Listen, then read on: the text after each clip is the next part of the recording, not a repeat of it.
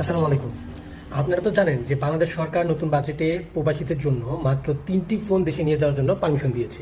এর মধ্যে ২টি ফোন হচ্ছে ব্যবহৃত এবং একটি ফোন আপনাকে নিতে হলে শুল্ক দিতে হবে। ২টি ফোনের জন্য কোনো শুল্ক দিতে হবে না, সেই দুটো আপনার ব্যবহৃত ফোন এবং একটি ফোনের জন্য আপনাকে শুল্ক দিতে হবে। এর মধ্যে শুল্ক কোনটার জন্য কত টাকা দিতে হবে, কত দামের ফোন নিলে কত টাকা দিতে হবে সেগুলো আমি একটু বলে দিই। ২টি ফোনের জন্য যেই শুল্ক দিতে হবে না সেগুলো তো ফ্রি। একটি ফোনের জন্য করে যে শুল্কগুলো দিতে হবে, আপনার ফোন যদি ৳১ থেকে বাংলাদেশের টাকায় ৩০,০০০ টাকা পর্যন্ত হয় সেক্ষেত্রে আপনাকে শুল্ক দিতে হবে ৳৫,০০০। আপনার ফোন যদি ৩০,০০০ টাকা থেকে ৬০,০০০ টাকার মধ্যে হয় সেক্ষেত্রে আপনাকে শুল্ক দিতে হবে বাংলাদেশের টাকায় ৳১০,০০০। এবং আপনার ফোন যদি ৬০,০০০ টাকার উপরে হয় সেই ক্ষেত্রে ৬০,০০০ টাকার উপর থেকে যে কোনো মূল্যের হতে পারে অগণিত, সেই ক্ষেত্রে আপনার মোবাইলের ট্যাক্স বা শুল্ক দিতে হবে ৳২৫,০০০। তবে কেউ যদি ৩টার উপরে ফোন নিয়ে যান, ৩টার ঊর্ধ্বে যে ফোনটা থাকবে সেটা বাজেয়াপ্ত করা হবে। বাংলাদেশের নতুন আইন অনুযায়ী এটাই বলা হয়েছে। আর হ্যাঁ, বাটন ফোন যদি কেউ নিয়ে যান, যেগুলো নর্মাল ফোন, সেটার জন্য কোনো শুল্ক দিতে হবে না।